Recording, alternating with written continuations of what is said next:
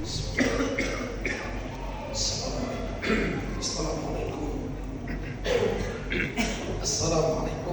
warahmatullahi wabarakatuh.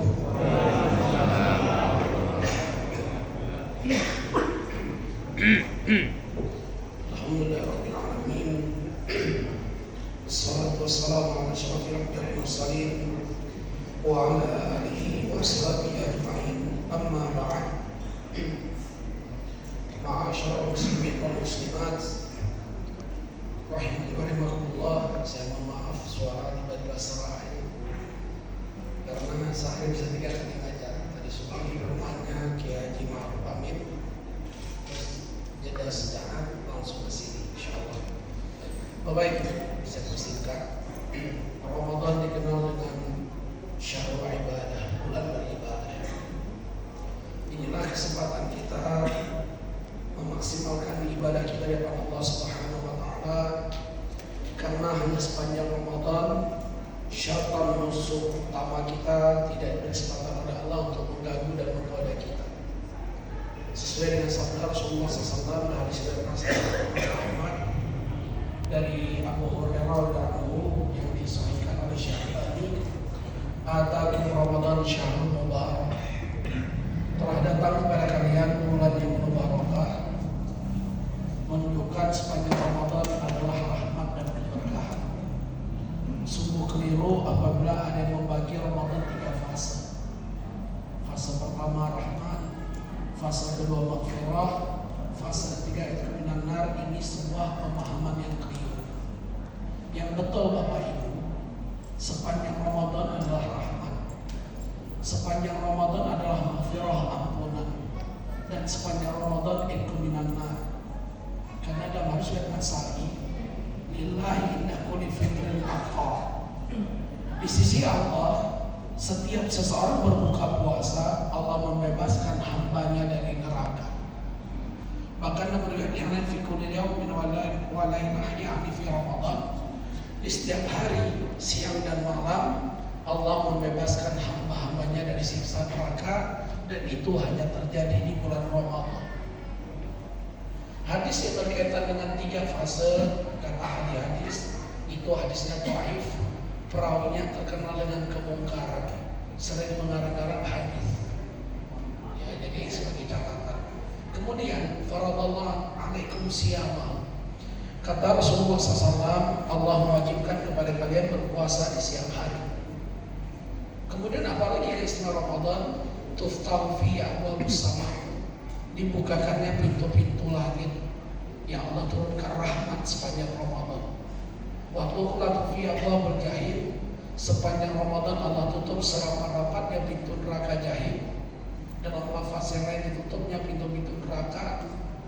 Waktu ghalib fi maratus syayatin, hanya di bulan Ramadan Allah belenggu syaitan-syaitan yang durhaka, yang suka menggoda kita. Allah belenggu, tidak diberi kesempatan. Sering ada yang bertanya, Ustaz, kenapa masih ada yang bermaksiat di bulan Ramadan? Berarti bukan setan yang salah, manusianya sudah berubah jadi siapa? Kita itu demikian. Ya. Jadi Ramadan ini istimewa. Tadi untuk Pak Ketua DKM bilang, Ustaz di bawah masih sibuk dengan banjir. Semoga demikian. Tapi di masjid yang gak banjir pun, semakin maju Ramadan, softnya makin maju. Dan ini terjadi setiap tahun. Ya, sulit kita memahami kaum muslimin. Semoga tidak terjadi di keluarga besar Masjid Al-Fat. Amin. Kalau alasan tadi banjir, justru dengan banjir, justru dengan musibah, jamaah Al-Fat semakin dekat dengan Allah.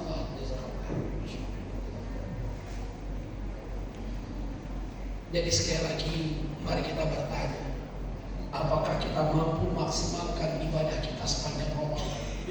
Kalau Ramadan saja tidak mampu kita maksimalkan ibadah, apalagi pasca Ramadan.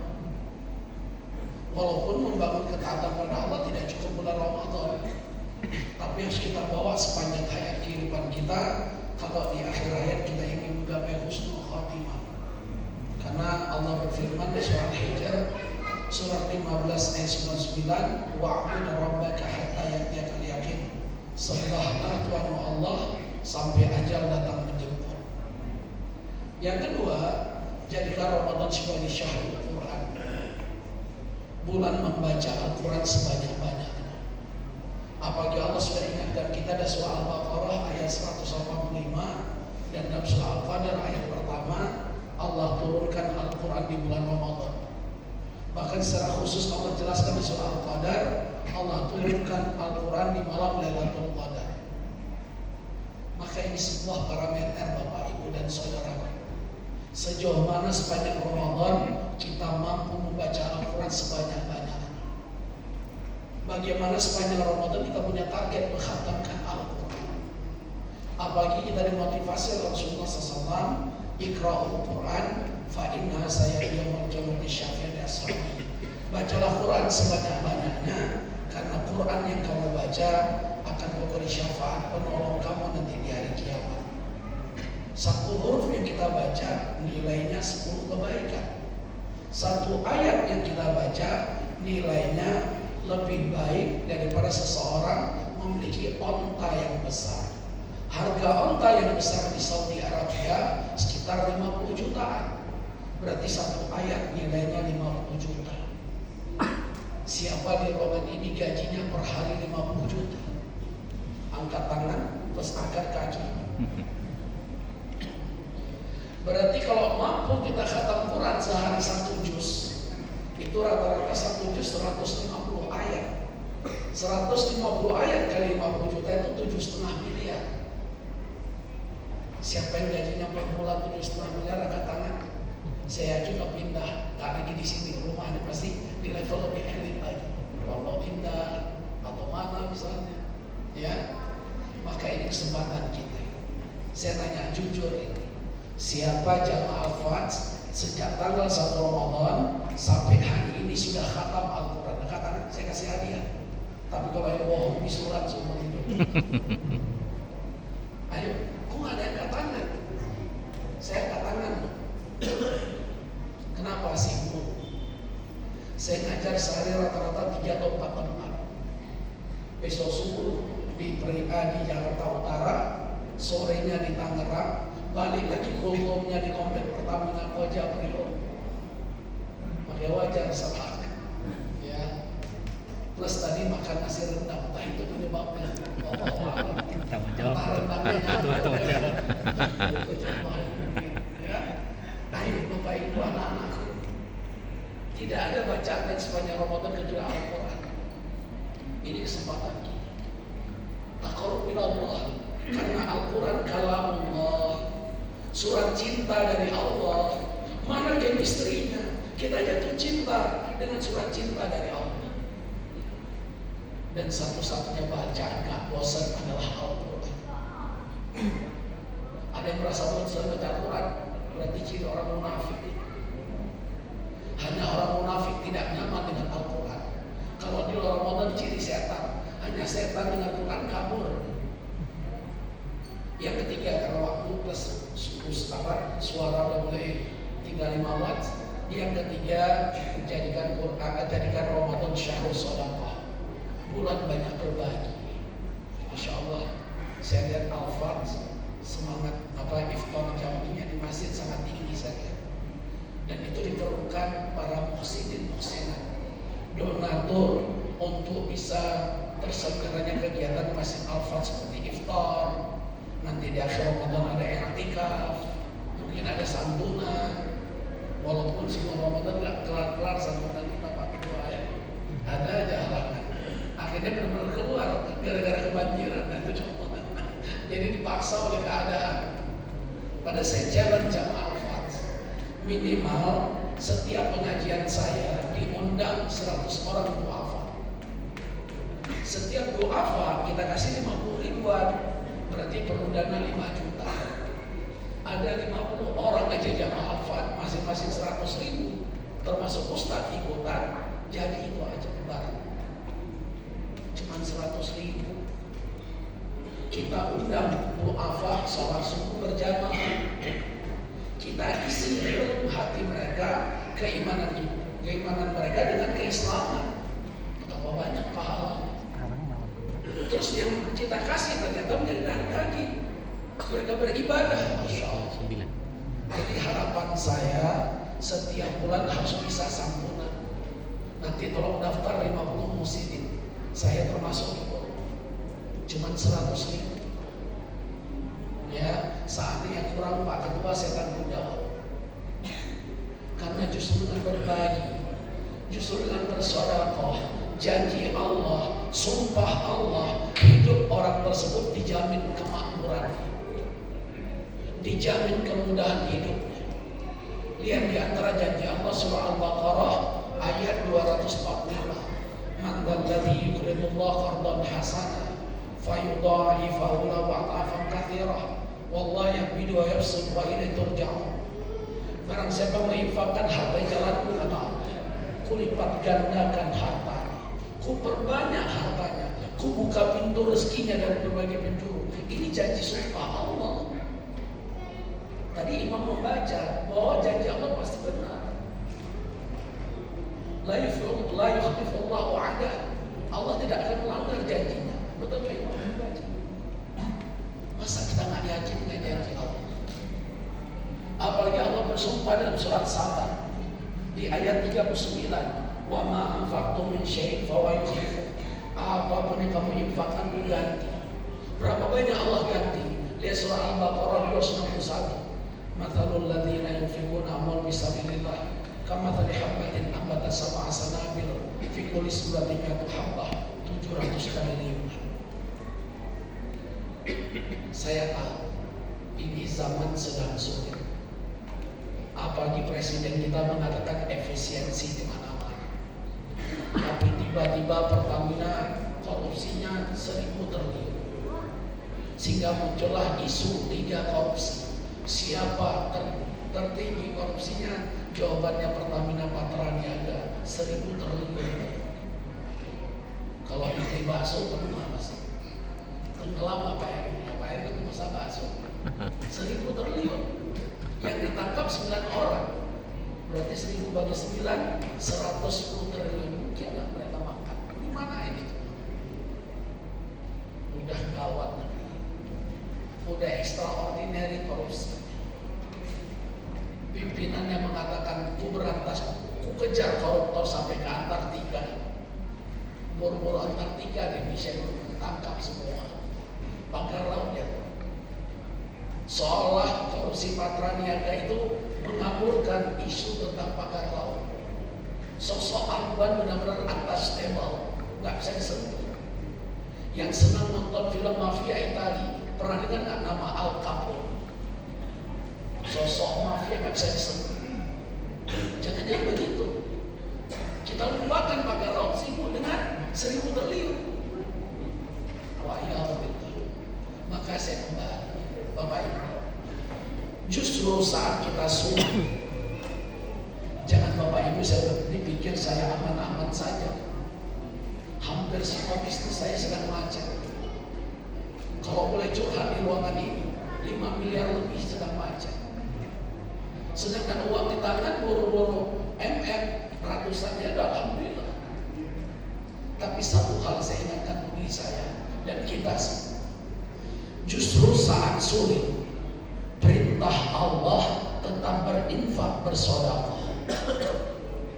Dengan berinfak bersedekah, janji Allah, ku buka kesulitan hidupmu menjadi kemudahan.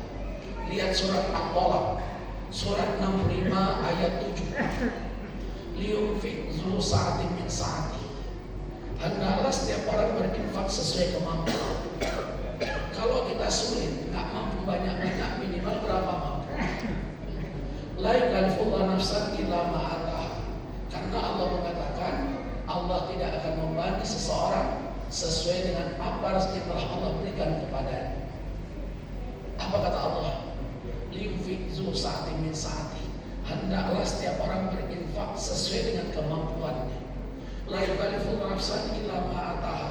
Allah tidak membebani seseorang kecuali atas kemampuan dirinya.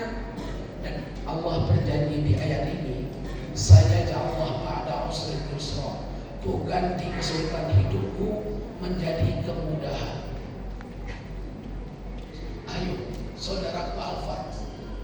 Ini kesempatan kita keluar dari kesulitan. Dengan cara apa? Berinfak, bersedekah, tebar sedekah, tebar infak, beri takjil kepada orang berbuka puasa.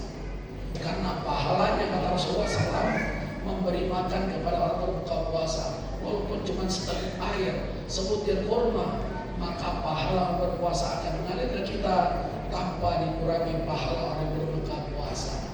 Dan Rasulullah SAW digambarkan saking dermawannya beliau di bulan Ramadan, digambarkan kasih riyah.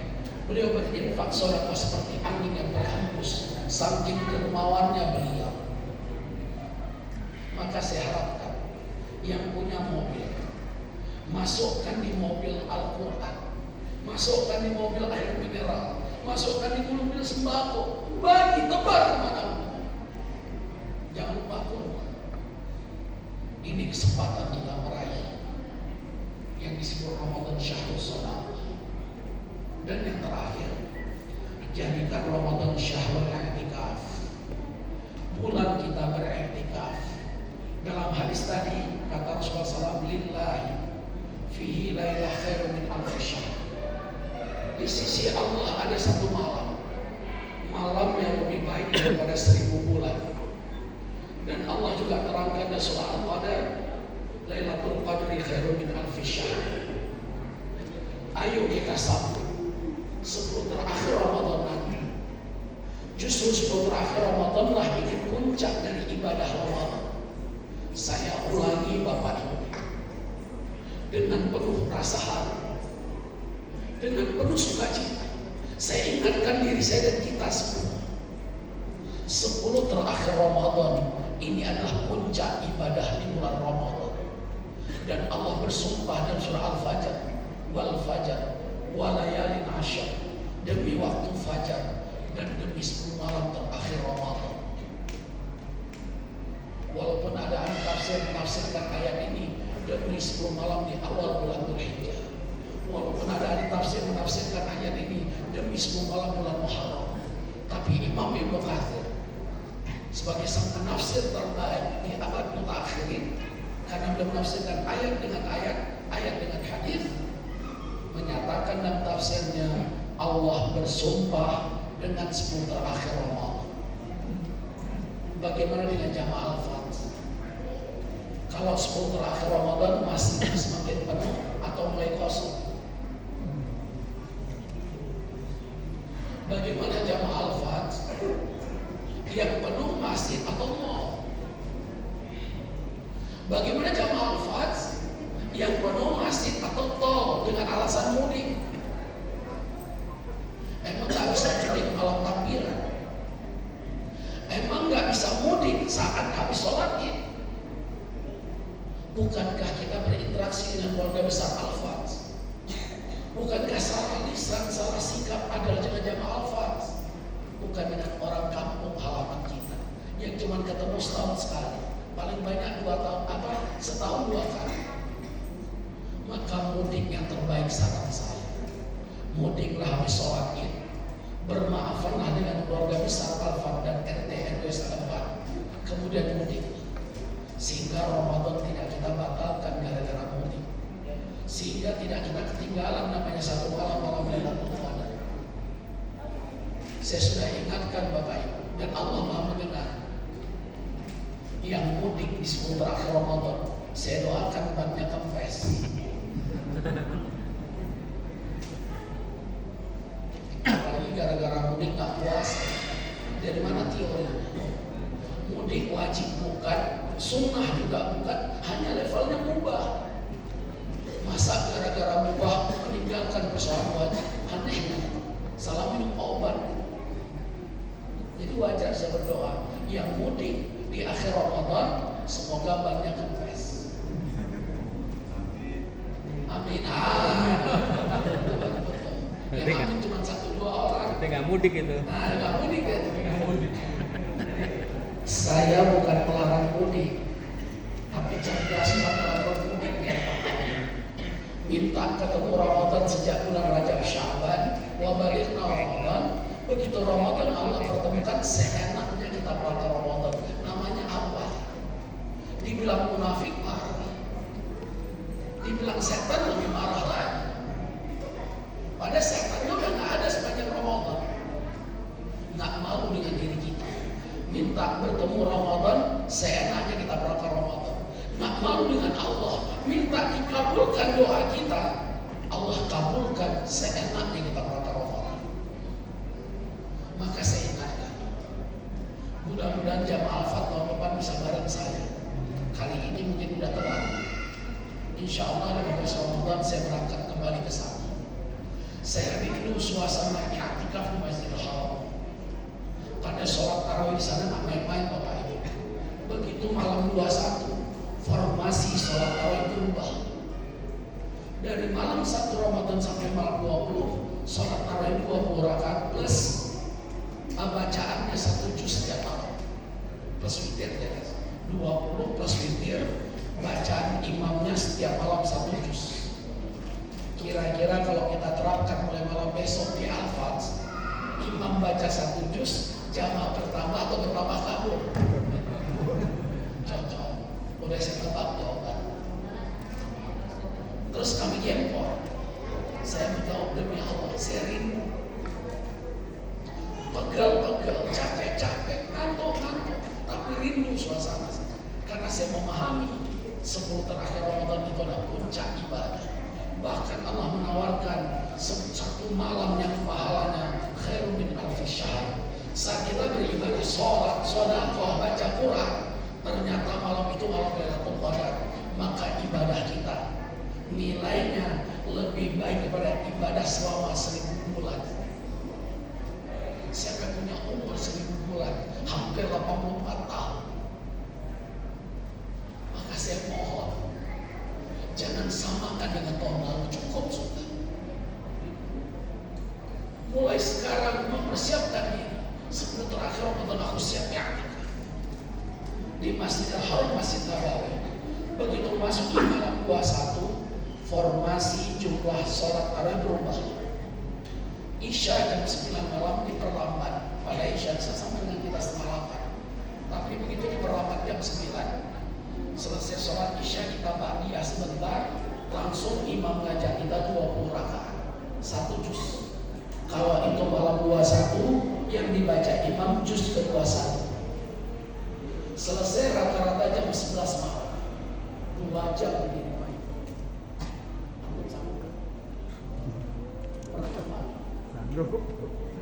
Enggak, saya tahu tadi imamnya bukan pingsan. Ya, kita coba sekarang ya. Oke. Belum witir. Enggak diajak kita witir. Kita dikasih istirahat sejam setengah. Setengah 1 malam kita kembali diajak imam sholatnya 10 rakaat. 10 rakaat enteng ya. Masalahnya yang dibaca imam 10 rakaat, kalau malam 21 juz pertama surat Al-Baqarah, 10 rakaat 1 juz Al-Baqarah. Gimana dia keluarnya? Setengah 1 malam. Kadang-kadang rukuk sujudnya lama. Tiba-tiba di sebelah saya sambil karena sujudnya lama. Kesempatan pertama saya umroh Ramadan itu berapa tahun lalu, jujur ikut tiduran, ternyata salah caranya. Peserta i'tikaf saya ajarkan malam itu, boleh ya ekstra time dikit ya, suara serang muncul.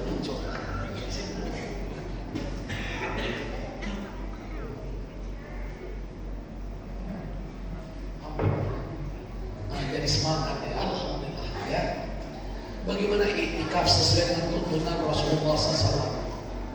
Pertama dalam hadis Sahih Bukhari dari istri beliau Siti Aisyah radhiyallahu anha. Karena Rasulullah SAW ya'takafu al-ashra al-awakhir, thumma ya'takafa azwajuhu ba'da wafati. Bahwasanya Rasulullah SAW i'tikaf 10 terakhir Ramadan. Kemudian diikuti istri-istri beliau sesudah beliau wafat. Ada 2 makna hadis ini. Pertama, i'tikaf yang benar 10 terakhir Ramadan. Tidak ada satu riwayat pun beliau i'tikaf hanya malam-malam ganjil. Sekarang Sekarang saya challenge, siapa yang pernah baca hadis bahwa Rasulullah SAW i'tikaf hanya malam-malam ganjil? Yang bisa bacakan hadisnya, saya kasih hadiah umroh. Kalau jamaah i'tikaf al-Fajr, saya yakin cari malam-malam ganjil. Untung tahun ini antara metode hisab dan ruqyah Ramadannya bareng. Bagaimana kalau hisab ruqyahnya beda? Ganjilnya kemana? Kepedean. Makanya Allah bersumpah dalam surah Al-Fajr, surat 89 ayat 3, wasyaf'i wal watar, demi yang genap dan demi yang ganjil. Makanya Rasulullah SAW dalam i'tikaf tidak pernah membedakan ganjil genap. Itu SOP pertama. Apalagi gaya i'tikaf kayak Masjid Al-Fajr, malam 21 begitu tarawih pulang dulu ke rumah. Ingat kolak belum habis, mie glosor belum habis, gorengan belum habis. Jam 10 malam masuk ke Al-Fajr. Gaya i'tikaf seperti gaya pindah tempat tidur.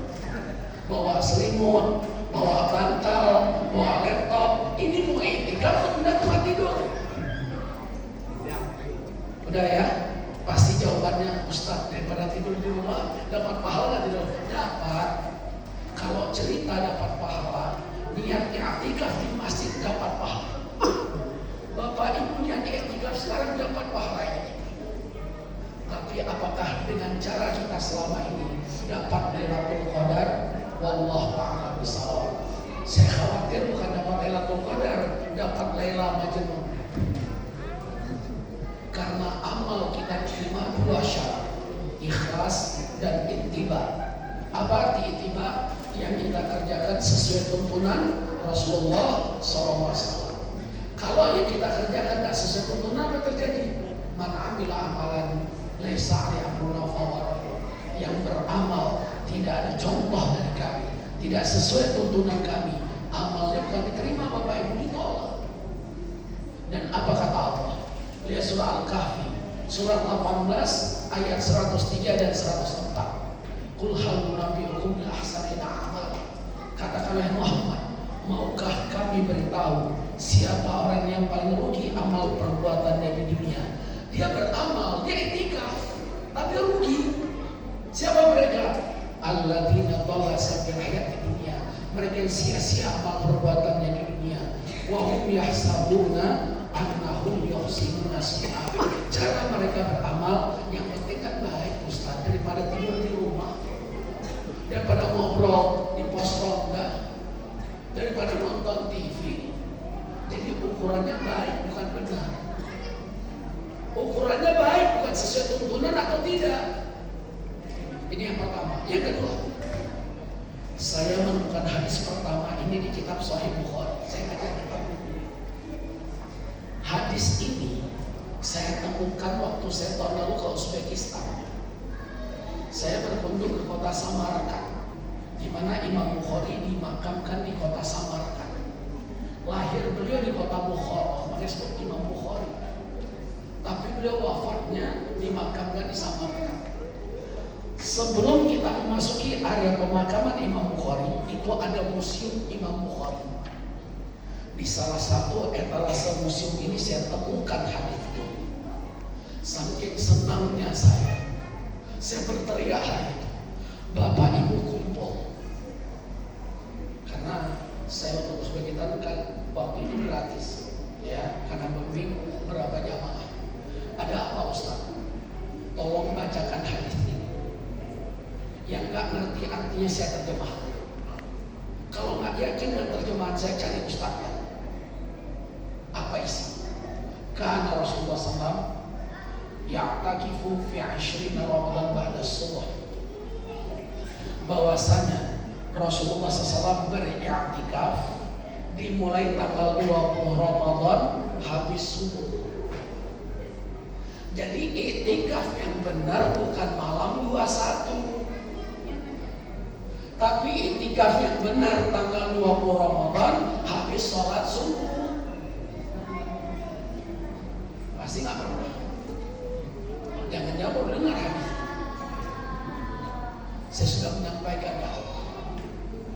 Kalau Bapak Ibu tetap ingin iktikaf dengan gaya Bapak Ibu, itu hak Bapak Ibu.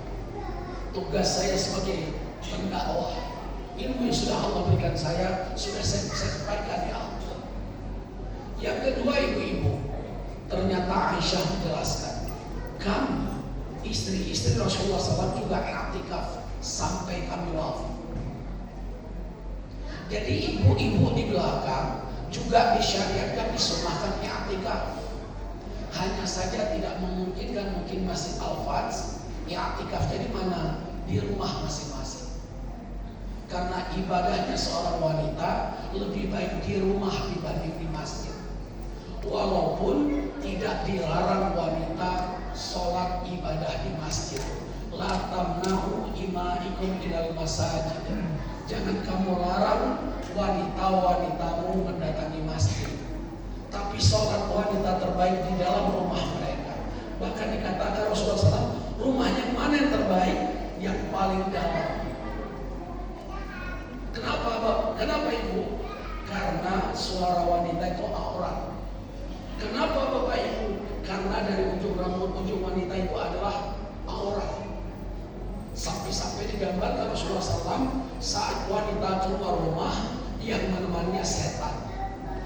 Sampai demikian perumpamaan. Ya, tapi kalau memang di Masjid Al-Fat disiapkan, Pak Ketua, Al-Fat menyiapkan i'tikaf wanita. Menyiapkan. Ada nggak peserta? Nggak ada. Ya. Nah, ternyata Al-Fat menyiapkan i'tikaf wanita. Berarti wanita di mana? Di belakang aja ya. Ibu-ibu, ternyata Al-Fat menyiapkan i'tikaf untuk wanita. Berarti wanita kalau ingin i'tikaf, seizin suaminya kalau punya suami. Kalau nggak punya suami nggak perlu izin. Masa izin Pak Ketua, bahaya. Itu contoh. Ya, jadi hakikatnya demikian. Udah ya. SOP yang kedua, i'tikaf dimulai tanggal 20 Ramadan habis. Yang ketiga, apa kata Aisyah? Saat kekasih itu Rasulullah SAW i'tikaf di Masjid Nabawi.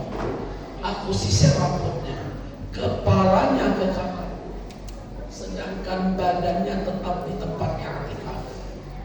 Karena memang itu kamar Rasulullah SAW, rumah Aisyah dengan Masjid Nabawi itu berdampingan. Apa maknanya? Jangan bermudah-mudah peserta i'tikaf keluar masjid. Kalau tidak ada udzur seperti mandi, buang hajat, nggak boleh pulang ke rumah. Walaupun ada yang sakit, kalau perlu panggil dokter suruh datang, kita tetap i'tikaf. Kecuali dia meninggal. Ya, apa kata Sofia? Aku punya hajat dengan suamiku Rasulullah SAW, sedangkan beliau sedang i'tikaf di Masjid Nabawi. Aku datangi tempatnya i'tikaf. Beliau menyambutku di depan Masjid Nabawi. Aku sampaikan hajatku, selesai hajatku beliau perintahkan aku pulang dan beliau kembali ke tempatnya i'tikaf. Jujur Bapak, saya selalu punya hotel kalau umroh akhir Ramadan, tapi nggak pernah saya gunakan. Banyak orang mengatakan mubazir. Allah mengatakan, di mana saya mandi, di mana saya bawa niat hajat, saya mandi di WC yang nggak ada shower. Saya mandi cari WC yang ada WC dulu. Jadi mandinya dengan semprotan itu. Karena punya hotel. Bukan saya punya hotel, punya kamar di hotel. Karena daripada mubazir berapa tahun saya melakukan itu, tahun ini saya backpacker. Saya cari tiket pesawat sendiri, saya cari visa sendiri, saya cari penginapan sendiri. Ternyata jauh lebih murah. Berapa habis saya? Cuma 22.400.000 selama 18 hari sampai 3 lebaran. Murah nggak? Murah banget. Travel paling murah top 5 juta. Itu pun hotelnya ring 3. Ring 1 mau tahu berapa?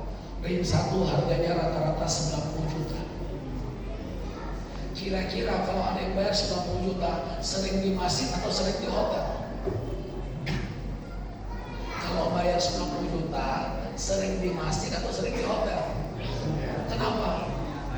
Bupati saya tahu jawabannya. Ya, sudah saya beritahu semua. Tinggal ayo kita fastabiqul khairat.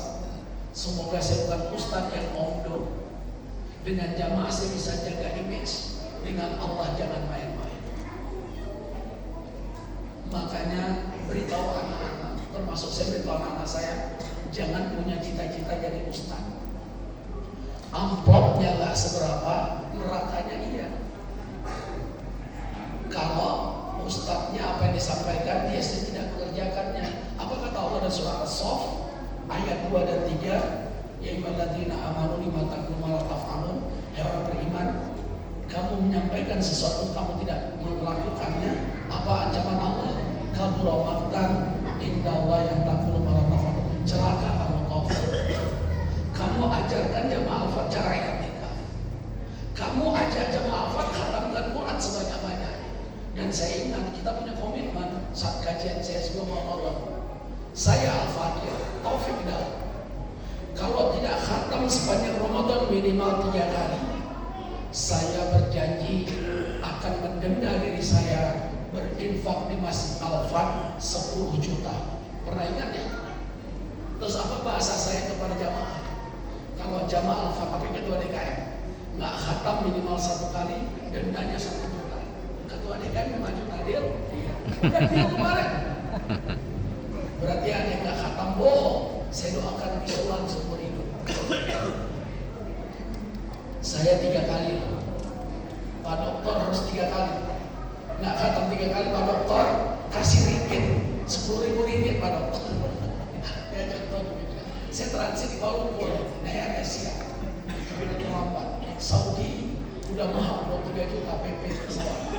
Kalau ingin murah Saudi, 3 bulan sebelum Ramadan kita booking.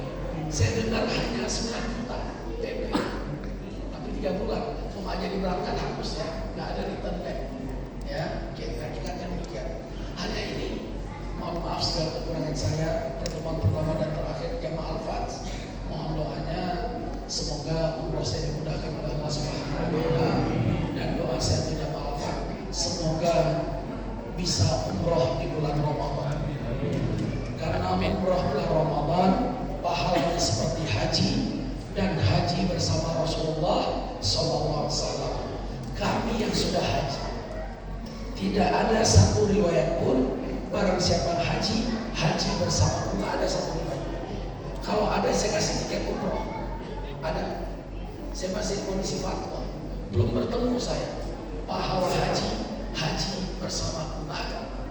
Tapi pahala umroh di bulan Ramadan seperti pahala haji dan haji bersama. Keren banget Ramadan. Boleh awal, boleh pertengahan, yang paling afdal akhir. Karena kita mengejar satu malam Lailatul Qadar, dan di sana dibuat benar-benar melek. Yang 12:30 itu selesai sholat tarawih 3 subuh. Terus witir pun witir. Kalau Syekh sudah saya baca, nangis semua kan. Mau yang paham gak paham. Jamaah saya tanya, kok bapak nangis tadi? Emang paham? Enggak Ustaz. Terus kenapa nangis? Karena imamnya nangis, saya lihat Ustaz nangis, ikut nangis aja. Itu Syekh Sudes, doa pun witir beliau hampir setengah jam. Usia Syekh Sudes hari ini hampir 67 tahun. Orangnya gemuk, tapi tegar. Ini udah badan bagus-bagus, sedikit panjang goyang-goyang. Kebanyakan makan kolak. Ya, hanya ini, mohon maaf sekali kekurangan saya. Tahun depannya kita backpacker bareng ya. Kita buat sepanduk jamaah Al-Fat umroh Ramadan tahun. Dan terakhir nasihat saya, supaya kita semangat ibadah, semangat baca Quran, semangat sedekah, buat tagline dan rumah tangga kita. Seandainya Ramadan terakhir untuk ini tema saya besok Senin di kantor Arsip Nasional. Tema berikutnya di kantor perusahaan perkebunan PTPN Nasional itu hari Selasa. Yang saya heran kok sama tema, mereka minta tema itu. Mudah-mudahan tema itu mengubah, jangan sampai kita menyanyikan Ramadan. Jadi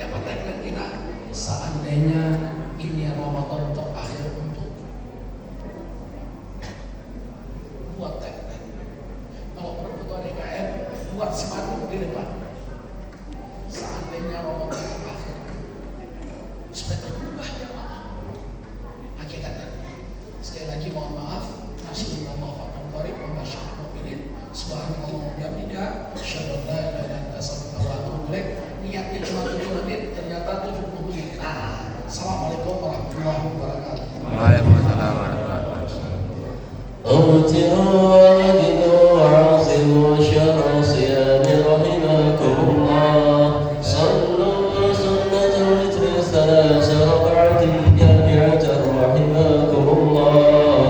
لا إله إلا الله محمد رسول الله صلى الله عليه وسلم.